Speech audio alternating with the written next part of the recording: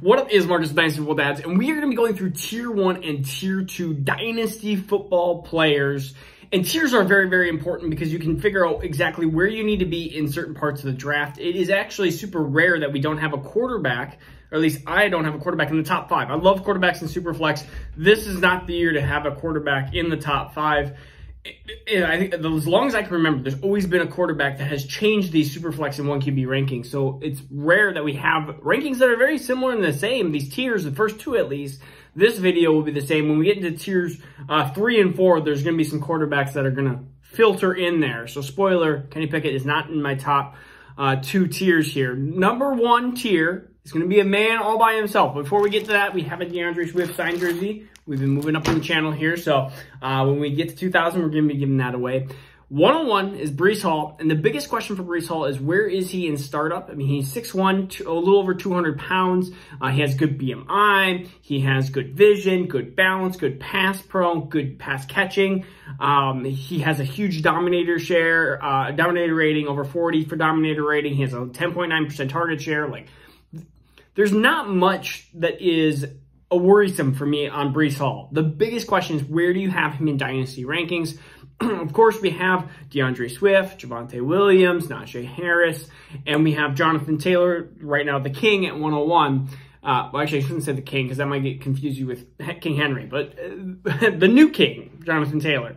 You have those type of 5 prospects, but I think Breece Hall is a top 10 prospect right now. I mean, you even look as the New York Jets. Michael Carter is a little bit of a, he's going to be this kind of little bit of a thorn in the side just because you're going to see some games that maybe they take, especially if the Jets are losing by quite a bit, you might see Breece Hall not in there like the Najee Harris amount.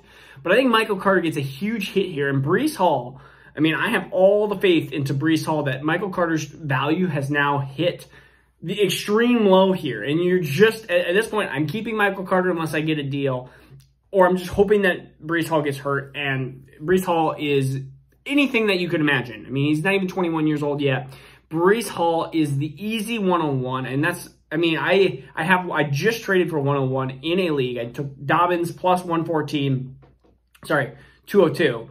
I don't know why I said 114, 202, pick 14 for Breece Hall because I wanted the 101. I wanted Breece Hall. I felt like even Dobbins, who's in that like 10, 11 range, I wanted to move up and get into that top 5 potential dynasty prospect. And Breece Hall could be the next top 3. I mean, he could jump ahead of Swift, ahead of Javonte with being a New York Jet, being so young, and having the extreme talent. I mean, we're talking prospect level up there with the likes of like Todd Gurley and Jonathan Taylor and DeAndre Swift. Like he has that type of prospect level, or even Ezekiel Elliott. Like he is the classic 101 pick for a running back. And it doesn't matter if you're super flex, 1QB, it should be the easiest pick off your board. Number 2 is going to, and that's his tier. He's in his own tier. So this rest is you get to have 2 through 3, 4, 5. You get 2 through 5 gets to be their own tier. I am, in the majority of cases, going to take Kenneth Walker second. I understand Seattle is a frustrating situation, but Penny is on an expiring deal, basically. He's got a 1-year deal. Carson may never play again. I like Rashad Penny as a player. He's never been healthy, and if you told me he plays half a season, over, under, I would probably say under just because we haven't seen it before. Rashad Penny, who was a first-round pick, who actually I really liked talent-wise, and somebody that I actually bought right before his ACL injury. You know, you gotta love that, right? I bought him actually right before his ACL injury. It happened, but you could see the glimpse of it at the end of the year. I think that glimpse of the end of the year is something that you could see from Kenneth Walker at the end of this 2022 season. Don't sell. If Rashad Penny is the king of that backfield, I don't know why I keep saying king, but the king of that backfield in the first 8 games, 9 games, 10 games, do not panic. This happens. This happens even with Jonathan Taylor, DeAndre Swift, J.K. Dobbins, blah, blah, blah, blah, blah. It doesn't matter if you're a rookie running back. It takes some time to get into and then all of a sudden that last half of the year, even look at Javonte. I know that's a little bit because of injury. It takes time for a majority of these running backs to get into the groove. And then all of a sudden, these are fantasy redraft winners, and these are fantasy dynasty winners for a lot of these running backs. So I think Kenneth Walker, in the end of 2022, beginning of 2023, is going, or even in 2023, is going to be an exceptional back. The biggest concern has always been pass catching. I think he's going to be able to do that enough to be a 2.5 down back, which what I mean by that is he's going to be a 2 down back, plus he's going to play a little bit on third downs. Is he going to play a ton on third downs? Maybe not. Maybe they'll have Rashad Penny be in that atmosphere at the end of 2022, maybe 2023. Who knows? They may draft somebody in that position. They may try to trade for somebody, or they might try to draft a pass catching back in the 2023 class. We'll find out when that becomes a reality. And so I go with talent-wise. These two are Breece Hall, easily the talents, but Kenneth Walker has that talent at the running back position. And there's no one even close after that. There's a big downfall when it comes to running back, so it's a big concern.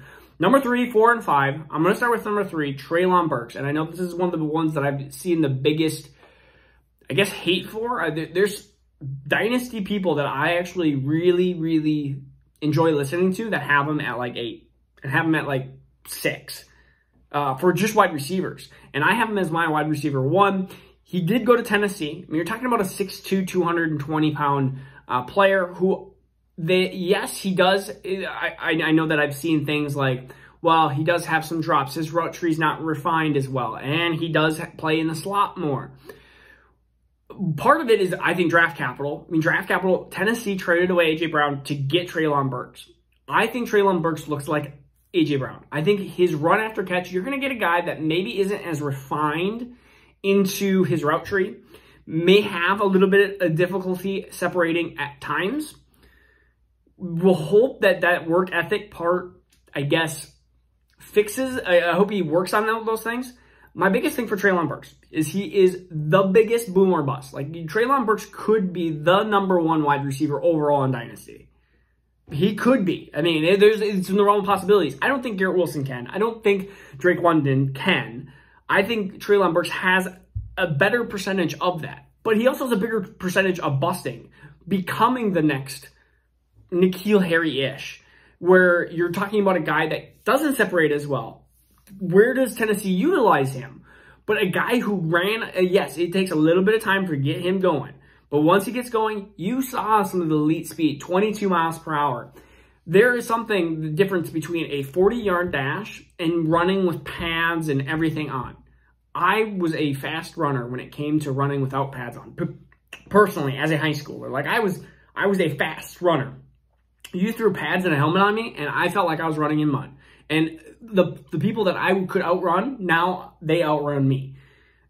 I wasn't anything blazing speed-wise, but again, Treylon Burks, when you put some pads on him and stuff like that, yes, he's built differently than A.J. Brown. A.J. Brown was just a muscle machine. Treylon Burks had a huge dominator. We're talking over 90% dominator, over 90% target share at Arkansas.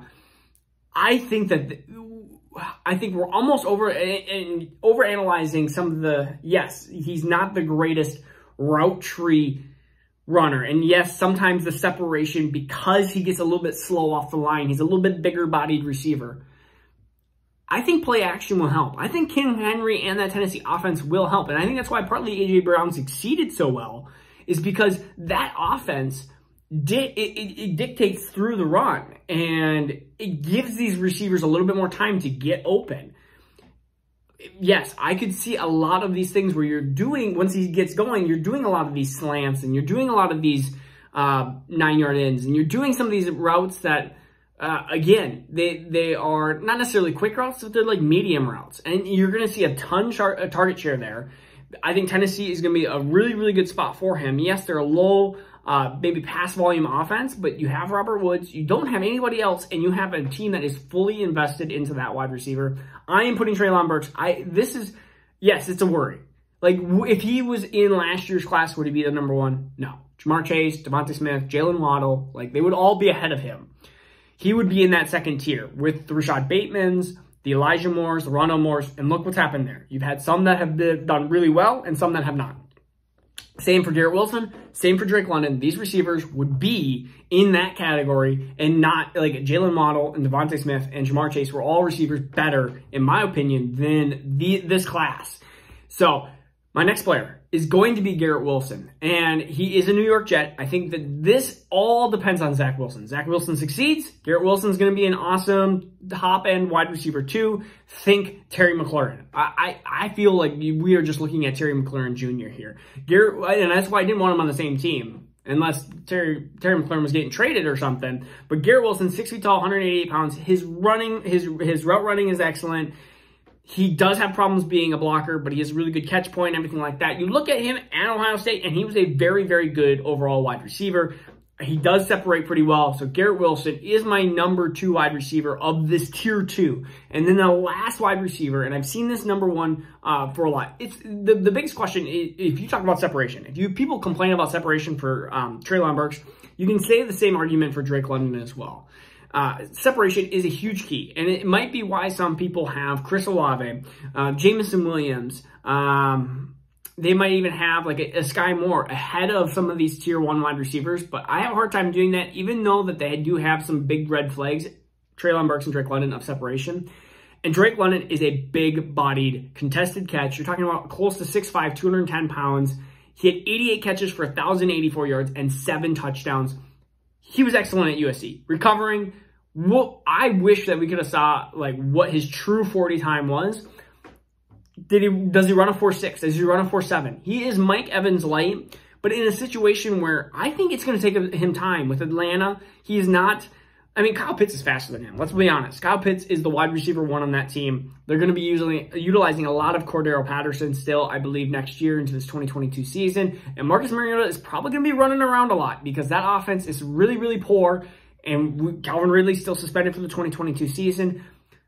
There are some definitely big concerns about Drake London. My tier 1 receivers, if you told me Jameson Williams or Sky Moore or Christian Watson were ahead of any of these guys, I'm not going to sit there and come out like be a huge fit because that tier is not crazy far off.